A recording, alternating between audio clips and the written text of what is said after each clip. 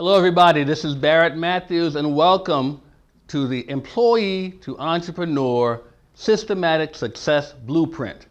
Get your pad and paper ready because we want you to take a lot of notes and fill out your workbook because we're going to be filled with action today, a lot of excitement because today our topic is how to be hyper productive without being hyper. Once again, it's how to be hyper productive without being hyper. A lot of you out there, you're just bouncing off the walls, going every which way. You don't have any direction as to where you want to go. What we want to do is make sure you can be productive, but you don't have to go crazy doing it. Because most of you are bouncing off the wall, but you're not getting anything done. You're not getting a thing done. You're just going all around. You're doing what I call busy work. And you're saying, God, I'm just so busy. I'm just so busy all the time. But there's nothing to show for it at the end of the week. So what I want to do is show you how to have what they call productivity on steroids. We're going to have productivity on steroids. So I'm going to show you how to be more productive in your business and in your life without having to kill yourself, without having to drive yourself crazy. I'm going to give you what we call a productivity probe. So we're going to look at where you are right now and show you how to get to where you need to be. So the one thing you want to do is we want to show you how to maximize each day. You see, the great thing about having a business is that whether you have a good day or a bad day, the next day is totally brand new, clean slate. You have that in business. You have a clean slate. I was just talking to someone recently, and they said, "Oh man, I had a rough one today. I had a really hard day today. It just beat me up. I was tired." I said, "You know what the great thing about that is that day is over. You can move on to the next one." In business, you have that in your favor. Don't look at it as a negative that you had a bad day. Look at it, whew, I'm glad that one's over. I can move on to the next one. So the first thing you want to do in having a productive day, I want you to start the night before and do this. Write down your task for the next day. Write down your task. Now, when I say task, I'm not talking about meet with a client. I'm not talking about sell my product, sell my service. When I say your task, I mean there are other things. I have to take time to send out emails. I have to take time to package up some things if I'm going to send them out. Those are tasks that you need to do.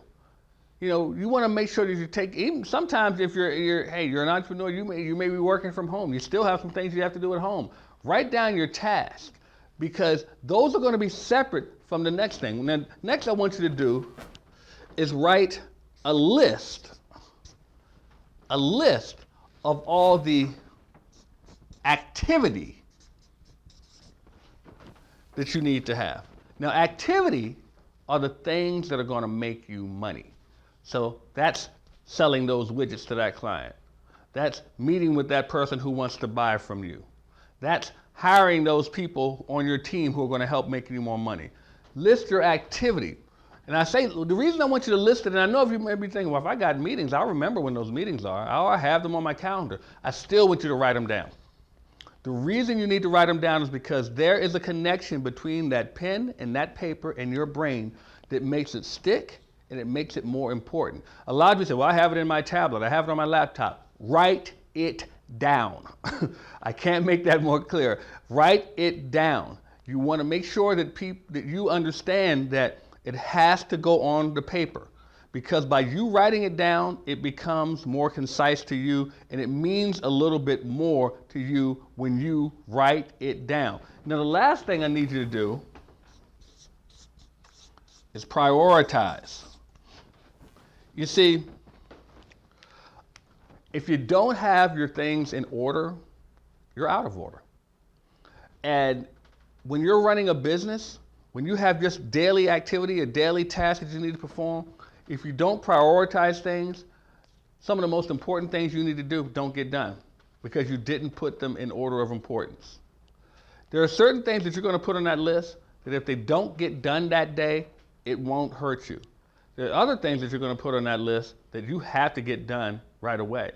And a lot of times, and we've all had this, where things happen in the middle of the day, they may throw us off a little bit, and guess what? Our day is totally out of whack. It's totally out of whack, and you look back at the end of the day and you say, gosh, I was busy all day, but I still didn't get those things done that I knew I needed to get done. Or you're scrambling at the end of the day because you could have taken care of it earlier if you had prioritized it. So by doing that, by prioritizing those things, you actually can become the best you that you can be for the day. And that's what you all want, isn't it? You want to be the best you, so you need to learn how to prioritize those things. Now, this thing right here that I'm going to bring up to you, you may be thinking, what does this have to do with my business? Well, the first thing that you need to do, whoops, I can't spell here, exercise. Now, you're probably sitting back there watching this video or listening to this, and you're sitting there with your remote, eating some popcorn, and you're thinking, exercise? I ain't doing no exercise. Well, let me tell you something. The more you exercise, the more you make your body healthy, the more energy you have to accomplish all those things you need to do.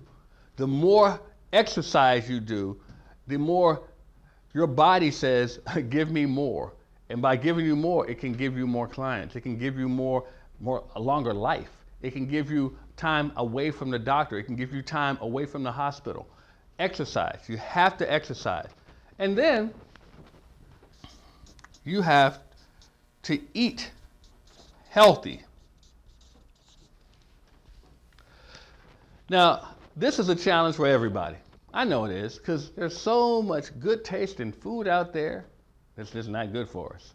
And we like it. I mean, we like it. We like to eat the food that's not good for us. That's just the way we are. We're hardwired that way. But you have to eat healthy, guys. It's going to help make your body work better. I talked to a friend of mine a while ago, and I said, you know, I don't have a problem exercising. I just don't eat right. And he told me, he said, that's not your problem. I said, then what is it? He said, you eat perfectly fine. It's just what you're eating that's the problem. So the thing is, you want to make sure that you're eating the things, you're putting the things in your system that are going to help your body. Because if you put the garbage in, it's garbage out, and you're going to turn into garbage, and you don't want that. You want to make sure you're taking care of your body. And the other thing that you want to do, this is very important. You want to meditate, pray, get yourself in a quiet place and find some peace. Find some peace. Before you get into a day and at the end of a day, find some peace. I don't care if you have to sit in the closet somewhere. Do what you have to do to find some peace. Meditate, pray, get yourself together, get yourself a connection. That way, you will feel a lot better. Now, you're saying to yourself, Barrett, what the heck does this have to do with my success in business? It has a lot to do with your success in business. The people who are successful in business, if you notice, they're not spending their time stressing over things all the time. One of the things that they do is they take care of their body. They take care of their body. They make sure that they're exercising, they make sure that they're eating healthy, and they make sure that they are finding some peace. And the other thing that you see, that I've taken care of the physical, I've taken care of the spiritual. One other thing. I can't spell again. I want you to read. That's funny that I misspelled read, isn't it? But I want you to read. I want you to make sure you're feeding your mind. Make sure you are feeding your mind. Because if you are not feeding your mind, your body, and your spirit, you're not going to last for business. Because someone is always going to be better than you because they take care of those things there. They're feeding themselves. Now, what I want you to do now, once you do that, how do you become more productive? You have to find out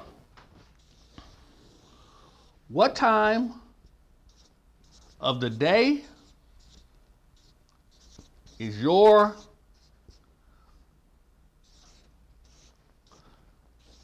money time. When is your money time? Now, what do I mean by that? Everyone has certain times of the day where they are most productive. Now, when I say productive, it could mean that that's when you make the most phone calls to your clients because you feel you can get, because you have more energy to do that. It could mean that's when you're out in the field meeting with people. But there's also something that you have to take into account. When you're figuring out what time is your money time, ask yourself this: what time is not? When is the time when you are least productive? When is the time when you don't do the best work? those are not the times that you need to pile on the work because you're not going to get anything done. Only you know your time. Only you know when your money time is. Only you know when it is not. You have to be clear in knowing that and relating that to yourself, because otherwise you will find yourself in the most unproductive days, weeks, months, years of your life only because you didn't manage your time. You have to manage that time to make sure you're most productive in it. If you can do that, you will be fine. Now you have to learn how to make those around you productive too. Some of you work in businesses where you have teams. Whether it's you have a large team of employees, whether you may be in a network marketing business, you may have a team of people. How do you make your team more productive? That's one of the big quandaries out there, because a lot of you're a hard worker, you're a go-getter, you're the person that always sees the business and you go get it. But you have a team of people back there that are not really doing the same thing as you. And I'm going to tell you, you're not going to get them to see your vision. It's not going to happen. You're not going to sell them on your dream. It's not theirs. They don't really care. They may say they do. They may have that enthusiasm. They may rah, rah, rah, all that. But then they don't really care about your dream. They don't care about your aspirations. They have their own. You have to tap into theirs and find out what their aspirations are, what their goals are, what their dreams are, what they want to accomplish. And then you can go from there to getting them to be more productive. Now, one thing you can do is find incentives. Incentives. You need to incentivize them. You see, you can throw out money, you can throw out trips, you can throw out promotions, whatever it is, but incentivize them. Now, the biggest mistake that a lot of people make is they try to incentivize their team as a whole. Well, the whole may not want the same thing. What I mean by that is that you may have one section over here that likes recognition. You may have a section over here that likes more money. You may have a section over here that likes to win a trip. You need to know what incentivizes them. You may have one section that just wants some time off. You need to know what incentivizes those people individually, so that by doing that, you're not putting them in a situation where they're just looking at something going, well, not really interested in that, so I'm not going to work hard for it. You need to make sure that you have some people that are going to fight for what they want, not what you want. Does that make sense? I hope it does. Well, one of the things you also need to do is instill competition. One of my favorite words. I love competition. I love winning. I hate losing. I actually hate losing more than I love winning. And there are a lot of people like that. I found out later in my life, I found out I'm not the only one that thinks like that. Well, my question to you is, what does your team want? You see, if I have a couple of people on my team and I want to get them to reach a certain goal, I'll pick them against one another and see who can win and incentivize them to reach a certain goal. Who gets this, who gets that. Now here's the thing. It doesn't matter to you who wins or loses. Because one thing is going to happen. If they're competing, both of them are going to do better than they normally would do. You could set a goal that you have to do 10 sales a month and you get a prize. If they're averaging 5 and they do 8 each now, guess what? They've done more than they normally do. So you still win. Doesn't matter who has the most, who doesn't. Even the person who doesn't do the most, they still make more money than they normally would because they've done more work than they normally would. Does that make sense? So you want to instill competition and you want to get them focused on that. Focused on the team, focus on them, and get them in a place where they can really, really see themselves winning, see themselves thriving, see themselves doing more, not for you, not for your company, but for them. And once you can do that, you can turn that into profits. Because if you have a team of people that are all getting more productive because you focused on them, not yourself, not your company, everything is going to click. You're going to get more clients. You're going to have a happy team. And guess what?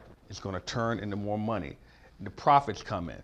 Now let's get back to you again, not just your team. Let's get back to you. How can you become more productive? How can you free up more time and make that time better for your day? How you can be hyper productive without being hyper? Well, one of the things that you can do, and this may sound so out of the box, but I'm telling you, it will work if you do it.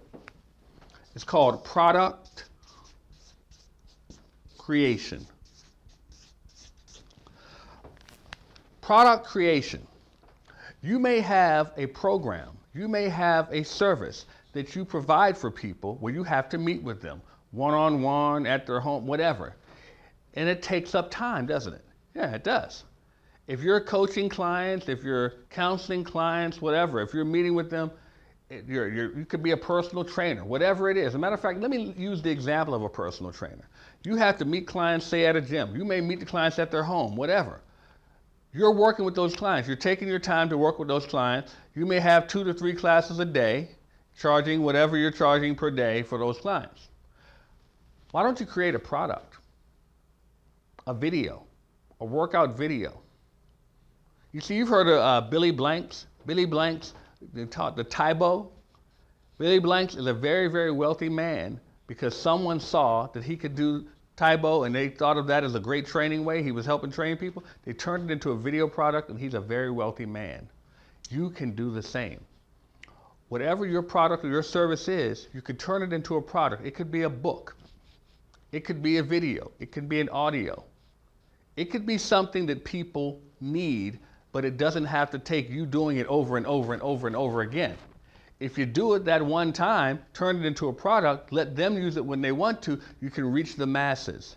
That goes back to that lead generation and being able to get your product to more and more people, but we can show you how to do that at E2E Systems. But you need to take the time, create the product. Create the product one time, let the audience come to you when they want your product, because at that point, the work is done. And you can go back and make that beach money, okay? Now, as I always say, don't just settle for being awesome. Set your goal to awe them all and take action.